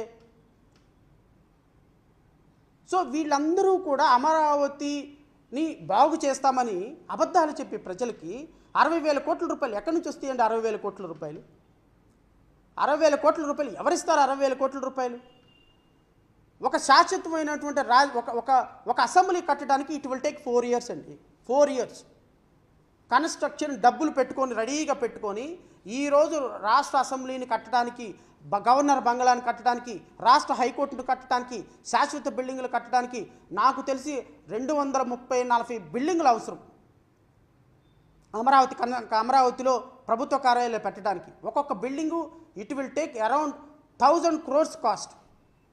ఇలాంటి బిల్డింగులు కట్టడానికి 4 నుంచి 6 సంవత్సరాలు పడుతుంది. డబ్బులు మన దగ్గర పెట్టుకుని ఈరోజు బిల్డింగ్లో దిగితే మీ దగ్గర రూపాయి లేదు, కేంద్ర ప్రభుత్వం రూపాయి సహకారం చేయదు, మీ దగ్గర ఒక విజన్ లేదు. అమరావతి 4 సంవత్సరాల్లో అద్భుతంగా 60,000 కోట్లతో అభివృద్ధి చేస్తుంది. అబద్ధాలు చెప్పి అసలు ఏ రోజైనా అమరావతి ఉద్యమంలో పాల్గొన్నావా నారాయణ? నువ్వు మున్సిపల్ శాఖ మంత్రి ఏ రోజైనా అమరావతి ఉద్యమంలో నీకేమైనా సంబంధం ఉందా? అమరావతి ఉద్యమంలో పోరాడింది మేము, ఇంచి ఇచ్చే తిరిగింది మేము, అమరావతిని ఎలా డెవలప్ చేయాలనో గత ప్రభుత్వం మీద ప్రెజర్ పెంచింది మేము. దిక్కులేక సిగ్గులేక దాక్కున్నావాడు నువ్వు. ఎక్కడో నెల్లూరులో ఉన్నావో తెలియదు, బెంగళూరులో ఉన్నావో తెలియదు, అమెరికాలో ఉన్నావో తెలియదు. 4 సంవత్సరాలు 9 నెలల తర్వాత వచ్చావు, చక్కగా ఒక 100 కోట్లు పెట్టేశావు, ఒక 200 కోట్లు డొనేషన్ ఇచ్చేసావు, మొత్తం ముఖ్యమంత్రి మేనేజ్ చేసావు, మంత్రి అయిపోయినావు. మా కర్మ, మీ అదృష్టం, ఈ రాష్ట్ర ప్రజల కర్మ, మనం చేయగలిగింది ఏమీ లేదు. ఎట్లాంటి దుర్మార్గులకి పవర్ ఇచ్చేశారు, వాళ్ళు మళ్ళీ దోచుకోవడానికి మళ్ళీ మొదలుపెట్టారు. వాస్తవాలు చెప్పండి ప్రజలకు, వాస్తవాలు చెప్పండి, అబద్ధాలు చెప్పొద్దు. ఇంకా ఎంతకాలం అబద్ధాలు మోసం చేస్తారు మీరు? అసలు అమరావతి మీద ఒక విజన్ డాక్యుమెంట్ లేదు మీకు. మీరెట్లా రాష్ట్రంలో బాగు చేస్తారు? ముందు అసలు ఆ కరకట్ట మీద కన్స్ట్రక్షన్స్ అన్నింటిని తొలగించండి. నేనైతే చాలా స్పష్టంగా చెప్తున్నా రాష్ట్ర ప్రజలకి, ఈ రాష్ట్ర ప్రజలకి అక్రమ కట్టడాలని కొనసాగించేటువంటి రాష్ట్ర ప్రభుత్వ భావాన్ని, లేకపోతే రాష్ట్ర ప్రభుత్వ అలాంటి భావజాలం ఏమన్నా ఉంటే రాష్ట్ర ప్రజలందరూ కూడా ముక్త కంఠంతో ఖండించాలి. ఇది మన భూమి, మన సమాజం, మన ఎకోసిస్టమ్, మన ఎన్విరాన్మెంటల్ మనం పరిరక్షించుకోవాలి. నిన్న అన్నా క్యాంటీన్కి ఈ మంత్రిని సత్యనారాయణ ఇంకెవరు గోకరాజు గంగరాజు గారు ఈయన 1 కోటి రూపాయలు అన్న క్యాంటీన్కి విరాళం ఇచ్చారు. ఎందుకు ఇచ్చాడు 1 కోటి రూపాయలు విరాళం? ఇదే ఈ కన్స్ట్రక్షన్ ఆపుకోవడానికే. లెమన్ ట్రీ లాంటి ఒక 5 స్టార్ హోటల్ని అనధికారికంగా కట్టి, పర్మిషన్ లేకుండా కట్టి, అలాంటి కన్స్ట్రక్షన్స్ని కాపాడుకోవటానికే. నారా లోకేష్ ఉన్నది అందుకే, పవన్ కళ్యాణ్ ఉన్నది అందుకే, చంద్రబాబు నాయుడు ఉన్నది అందుకే. వాళ్ళు ఇచ్చేటువంటి విరాళాలంటూ ఒక ట్రస్ట్కో లేకపోతే ఇంకొకళ్ళకో సమాజం కోసం పోరాడే వాళ్ళకి 10 రూపాయలు ఇవ్వమనండి. వీళ్ళని ప్రాణం పోయినా ఎవరు, ఎందుకు ఎవరు అంటే వీళ్ళకి కావాల్సింది అధికారంలో ఉన్నటువంటి వ్యక్తులను రక్షించుకోవాలి.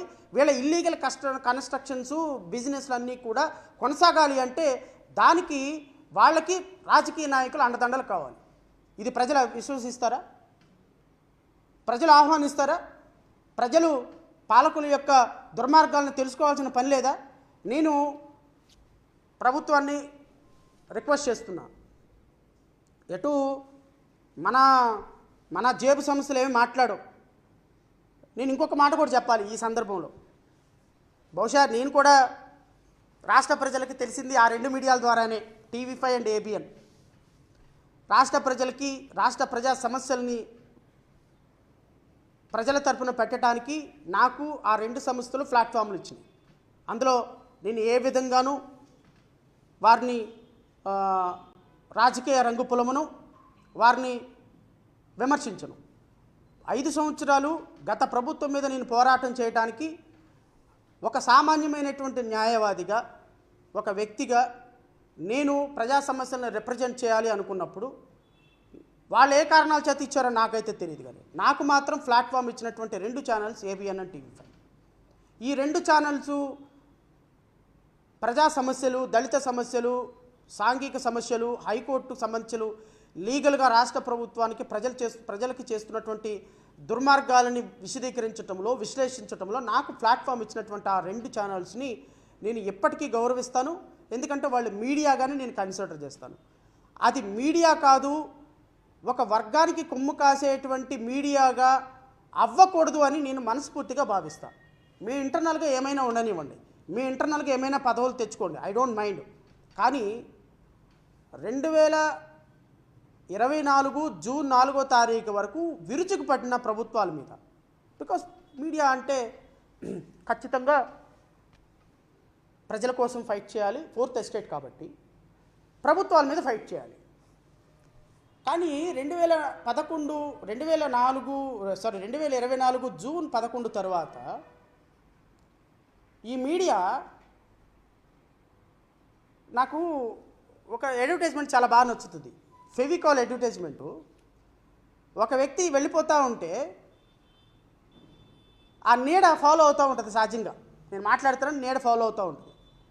ఈ వ్యక్తి అలా షాపులు గుండా వెళ్తూ ఉంటే మూసేసిన షాపులు గుండా ఇంకొంచెం దూరం వెళ్ళిన తర్వాత ఒక చోట నీడ స్టక్ అయిపోతుంది. ఏంది నీడ నాతో రావట్లేదు, వెనక్కి తిరిగి చూస్తే అది ఫెవికాల్ షాప్. సో నీడ దానికి స్టక్ అయిపోయి ఉంటుంది. ఆ అడ్వర్టైజ్మెంట్ చాలా గొప్ప పేరు తెచ్చింది, అప్పుడు చాలా ఫన్నీగా ఉండేది. మీడియా కూడా అక్కడే స్టక్ అయిపోయిందేమో అనిపిస్తుంది నాకు 2024 జూన్ 11 తర్వాత. ఆ రెండు మీడియాలు అక్కడే స్టక్ అయిపోయింది. నేనేమంటానంటే ఆ రెండు మీడియాలని బయటికి రండి, ఆ ఫెవికాల్ నుంచి బయటికి రండి. ఎందుకంటే మీరు మీడియా కాబట్టి, మీరు ఫోర్త్ ఎస్టేట్ కాబట్టి. అరే ప్రతిరోజు జగన్మోహన్ రెడ్డి పథకాలు, జగన్మోహన్ రెడ్డి దళితుల మీద దాడులు, జగన్మోహన్ రెడ్డి అక్రమాలు. బుద్ధి జ్ఞానం ఉందా మీకేమన్నా కనీసం? అసలు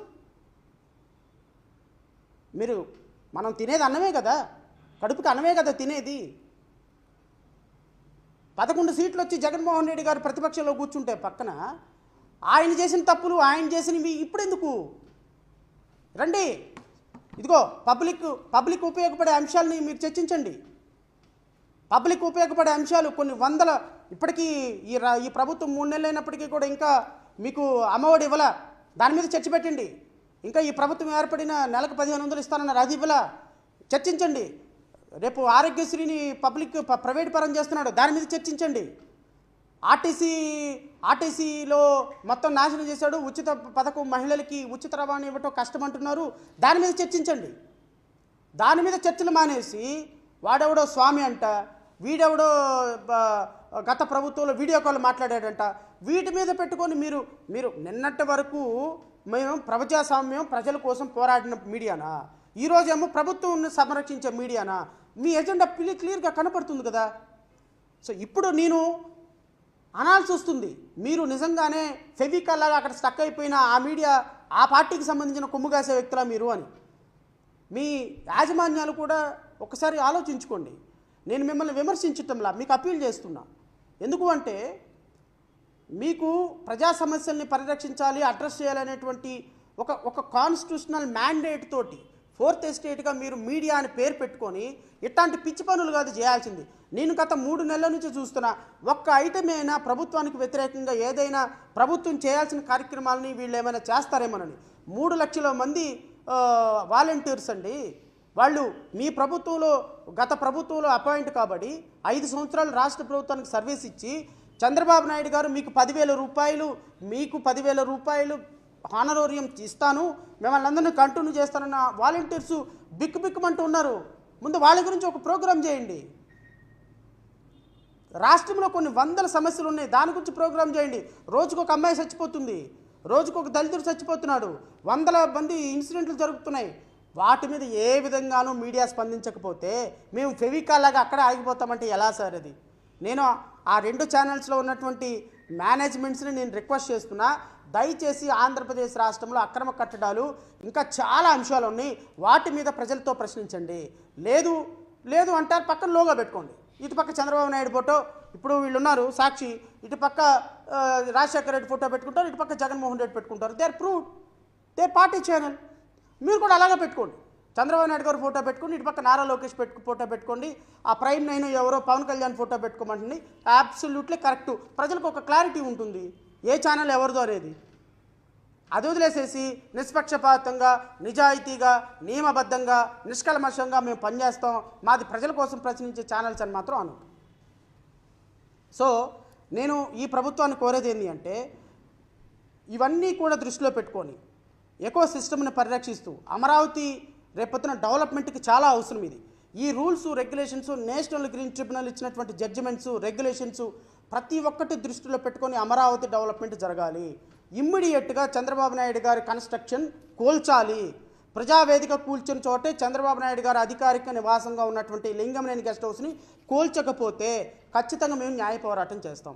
న్యాయ పోరాటం ఒక్క అంశంలోనే కాదు, ఈ చివరి నుంచి ఆ చివరి వరకు నేషనల్ గ్రీన్ ట్రిబ్యునల్కి, బిల్డింగ్ రూల్స్కి, జీవోలకి వ్యతిరేకంగా ఏర్పాటైనటువంటి ప్రతి కన్స్ట్రక్షన్ మీద జై భీమ్రావ్ భారత్ పార్టీ పోరాటం కొనసాగుతుంది. రాబోయే 5 సంవత్సరాల పాటు ఈ ప్రభుత్వం మీద ప్రతి అంశంలో పోరాటం చేయడానికి, మరి ముఖ్యంగా అక్రమ కట్టడాలు, ఇల్లీగల్గా బిజినెస్లు చేసేటువంటి వ్యాపార సంస్థలు, ఇల్లీగల్గా నడిపేటువంటి వ్యవస్థల మీద Jai Bhimrao Bharat Party right to information యాక్ట్ను ఉపయోగించి సీరియస్గా పోరాటం చేయబోతుంది. ఎందుకు పోరాటం చేయాల్సి వచ్చిందో నేను ఒక 2 నిమిషాలు చెప్పి ముగిస్తాను. మిత్రులారా, గత 15 రోజుల క్రితం ఒక అనాథ శరణాలయంలో విషాహారం తిని 150 మంది పిల్లలు చనిపోయినారు. 150 మంది పిల్లలకి అస్వస్థకు గురై 3-4 చచ్చిపోయారు పిల్లలు. ఇది జరిగి ప్రపంచానికి తెలిసేంత వరకు ఆ అనాథ శరణాలయానికి పర్మిషన్ లేదన్న సంగతి ఎవరికి తెలియదు. ఒక అనర్థం జరిగిన తర్వాత అది పర్మిషన్ లేకుండా నడుస్తుంది కాబట్టి కఠిన చర్యలు తీసుకుంటామని అధికారులు, రాజకీయ నాయకులు చెప్తున్నారు. ఇది ఎంతవరకు సమంజసం చెప్పండి? 5 సంవత్సరాలు 10 సంవత్సరాల నుంచి అనాధికారికంగా ఒక అనాథ శరణాలయం నడుస్తుంటే పిల్లలకి ఏం ఫుడ్ పెడుతున్నారో తెలియదు, ఎవరు ఫుడ్ పెడుతున్నారో తెలియదు, విషాహారం కలిపిన తీసుకొచ్చి ఫుడ్ పెడుతున్నారో లేదో తెలియదు. ఒక అనాథ పిల్లలు ఆ విధంగా అస్వస్థకు గురైతే వాళ్ళ పరిస్థితి ఏంటో ఒకసారి ఆలోచన చేయండి. నెంబర్ 1. నెంబర్ 2, నిన్న అచ్యుతాపురంలో పేలినటువంటి రియాక్టర్. గత 5 సంవత్సరాల నుంచి సేఫ్టీ ఆడిట్ లేదు. ఏ ఇన్స్టిట్యూషన్కి సేఫ్టీ ఆడిట్ లేదు. మరి సేఫ్టీ ఆడిట్ లేకుండా నిన్న 17 మంది చచ్చిపోయినారు, 10 మంది గాయపడినారు. మరి పొద్దున డ్యూటీకి వెళ్ళినటువంటి వ్యక్తి సాయంత్రం సేఫ్గా మా నాన్న ఇంటికి తిరిగి వస్తాడు, నా భర్త ఇంటికి తిరిగి వస్తాడని ఒక భార్య, ఒక పిల్ల ఎంత సంతోషంగా ఎదురు చూస్తూ ఉంటే సాయంత్రానికి ఫోన్ వచ్చి మీ నాన్న చచ్చిపోయినాడు, అక్కడ రియాక్టర్ పేలి అంటే how it is called a society? మనం ఇక్కడ కూర్చున్నాం సార్, మనం మాట్లాడుకుంటున్నాం, ప్రెస్ మీట్ పెట్టుకుంటున్నాం. సాయంత్రానికి మా ఆవిడ, మా పిల్లలు ఎదురు చూస్తుంటారు, ఇంకో సాయంత్రానికి మీ పిల్లలు ఎదురు చూస్తుంటారు. అదంతా వదిలేసేసి ఈ బిల్డింగ్లో కొలాప్స్ అయిపోయింది అనుకోండి, ఇక్కడున్న వాళ్ళందరూ ఇబ్బంది పడ్డామనుకోండి, మన పిల్లల పరిస్థితి ఏంటి? ఒక బిల్డింగ్ అనాధికారికంగా నడుస్తుంటే, ఒక ఇన్స్టిట్యూషన్ అనాధికారికంగా నడుస్తుంటే, ఒక కంపెనీ అనాధికారికంగా నడుస్తుంటే అది జరిగిన అనర్థం జరిగేంత వరకు అది జరుగుతుందన్న విషయం మనకు తెలియకపోతే మనం ఎట్లా ఈ సమాజంలో గొప్పగా గౌరవంగా నివసించగలుగుతున్నాం అనేది ఒకసారి ఆలోచించమంటున్నాం.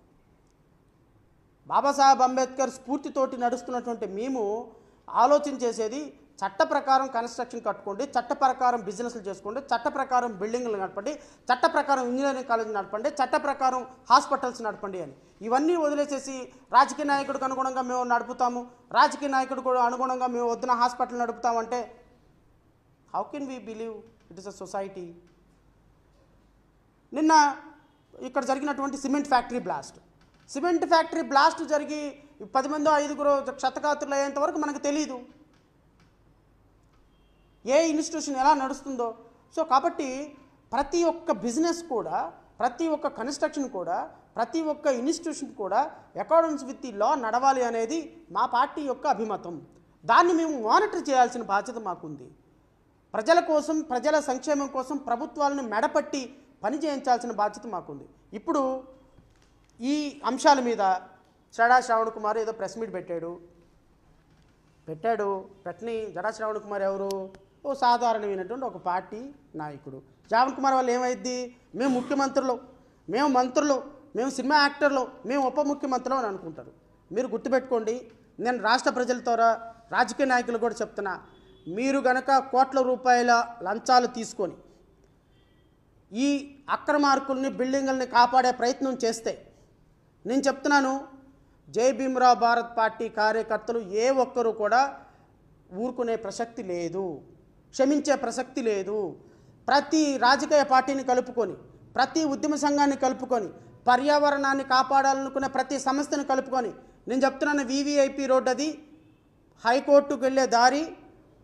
ఒక్కరోజు ఖచ్చితంగా 10,000 మందితోటి మీ రోడ్డుని బ్లాక్ చేస్తాం. మీరు అరెస్ట్ చేస్తారా చేసుకోండి, జైల్లో పెడతారా పెట్టుకోండి. మీరు ఏం చేసినా ప్రజల దగ్గర ఒక చర్చ జరిగేంత వరకు మిమ్మల్ని దోషులుగా, మిమ్మల్ని దుర్మార్గులుగా, మీరు లంచగొండిలు అని, మీరు ప్రజల దగ్గర కోట్ల రూపాయల లంచాలు తీసుకొని యాక్షన్ తీసుకోవటం లేదు అని ప్రజల ముందు చర్చ పెట్టేంత వరకు ఈ ప్రభుత్వాన్ని వదిలే ప్రసక్తే లేదు. అధికారిక కట్టడం అని, అధికారికంగా అనధికార నివాసంలో నివసిస్తున్నటువంటి అనధికార అక్రమ ముఖ్యమంత్రి కట్టడాన్ని కూల్చేంత వరకు కూడా జై భీమ్రావ్ భారత్ పార్టీ పోరాటం ఆగదు. అది ముఖ్యమంత్రి కానీ, ప్రధానమంత్రి కానీ, మంత్రి కానీ, ఉప ముఖ్యమంత్రి కానీ ఎవడైనా we don't care at all. అది అవినీతి కట్టడం, it has to be demolished, that's all. ఇది అవ్వదు. చట్టం మీ చేతిలో ఉంది, న్యాయము మీ చేతిలోనే ఉంది, ప్రజలు మీ చేతిలోనే ఉన్నారు. బట్ రాజ్యాంగం మాత్రం మీ చేతిలో లేదు, గుర్తుపెట్టుకోండి.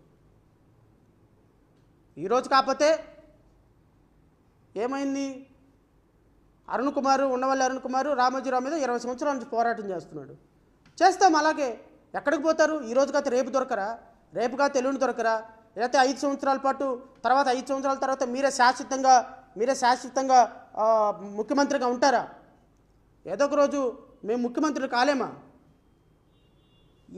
ఇంచుతో సహా రేవంత్ రెడ్డి ఎమ్మెల్యేగా 2009లోనే ఎప్పుడో రేవంత్ రెడ్డి ఎమ్మెల్యేగా కన్వెన్షన్ హాల్ మీద మాట్లాడారు ఇది అక్రమం అని, తెలుగుదేశం పార్టీ ఎమ్మెల్యేగా. ఆయన ఊహించాడా 2024లో ముఖ్యమంత్రి అవుతానా తెలంగాణ ప్రభుత్వానికని? నో. ఈరోజు అదే చేతుల మీదుగా ముక్కోళ్ళు కొట్టాడు. మీరు కనుక యాక్షన్ తీసుకోకపోతే, నేను ముఖ్యమంత్రిని అడుగుతున్నా, మంత్రివర్గాన్ని అడుగుతున్నా, మీరు యాక్షన్ తీసుకోకపోతే ఏదో ఒక రోజున దగ్గర ఉండి అధికారికంగా నేనే మీ బిల్డింగ్లు మొత్తం పడగొట్టించే స్థాయికి నేను ఖచ్చితంగా వస్తా. I'm sure. ఆ రోజున అనుకున్న మాట, చెప్పిన మాట ఖచ్చితంగా నిర్వర్తిస్తానని రాష్ట్ర ప్రజలందరికీ కూడా మాటిస్తున్నా. ఆ మాట నిలబెట్టుకోవడానికి ప్రయత్నం చేస్తా, పనిచేస్తా. ప్రజాస్వామ్యబద్ధంగా పాలకుల యొక్క తప్పుల్ని ఎత్తి చూపిస్తా. సో ఈ 3 అంశాలు రాష్ట్ర ప్రభుత్వం గుర్తుపెట్టుకోవాలి.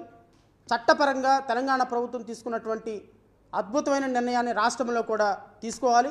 ఏ అవినీతిగా, అన్యాయంగా, పర్మిషన్ లేకుండా కట్టిన ఏ కట్టడం కూడా రూల్స్కి, నిబంధనలకు విరుద్ధంగా ప్రతి కట్టడాన్ని డెమాలిష్ చేయాల్సిన బాధ్యత, యాక్షన్ తీసుకోవాల్సిన బాధ్యత ప్రభుత్వం మీద ఉందని మరొకసారి గుర్తు చేస్తూ, వీటి మీద ఖచ్చితంగా జేబీఎంరావు భారత్ పార్టీ అతి త్వరలో కేసు ఫైల్ చేయబోతుంది. నేషనల్ గ్రీన్ ట్రిబ్యునల్లో కేసు ఫైల్ చేయబోతుంది. హైకోర్టులో కేసు ఫైల్ చేయబోతుంది.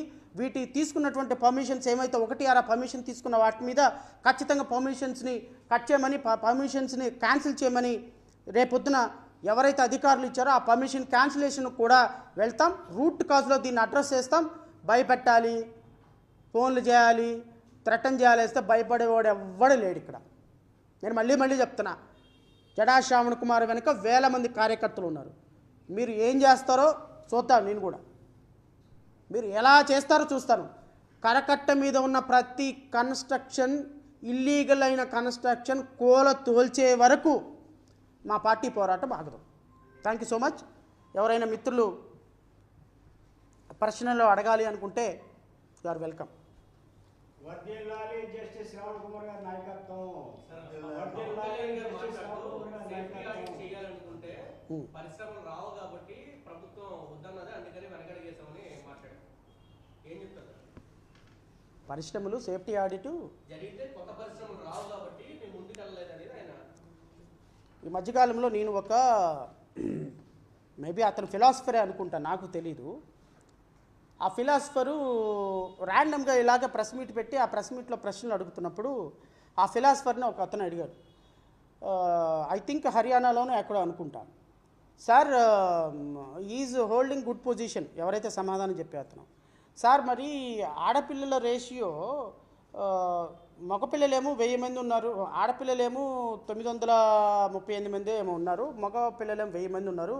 సో 70-80 మంది షార్ట్ అవుతుంది, ఎట్లా దీన్ని బ్యాలెన్స్ చేయాలి అని అడిగినప్పుడు, ఏముందండి బ్యాలెన్స్ చేయటం ఏముందండి, ఆ పిల్లలకి లేనప్పుడు ఒక్కొక్కళ్ళు ఒక 70 మంది 80 మంది 2 ఆడపిల్లల్ని పెళ్లి చేసుకోవడానికి లీగల్గా పర్మిషన్ ఇస్తే సరిపోతుందండి, బ్యాలెన్స్ అయిపోతుందండి ఆడపిల్లలని చెప్పారు.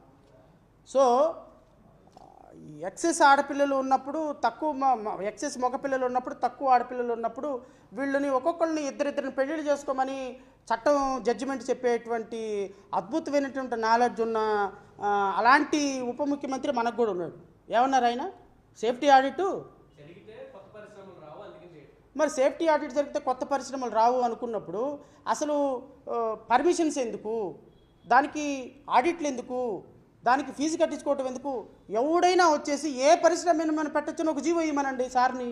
అప్పుడు ఎవ్రీడే ఇప్పుడు మీకు మహమ్మద్ బిన్ తుగ్లక్ ఐడియా ఉంది కదా మీకు, ఎందుకంటే ఈ ఉదాహరణలన్నీ మీరు అడిగే ప్రశ్నకు సమాధానం చెప్తున్నా. ఆయన నా పర్సనల్ ఒపీనియన్ కాదు ఇది, మీరు చెప్పారు కాబట్టి చెప్తున్నా. పాలకులు ఎలా ఉంటారు అనేది. తుగ్లక్ అని ఆయనకి బిరుదు ఎందుకు వచ్చింది?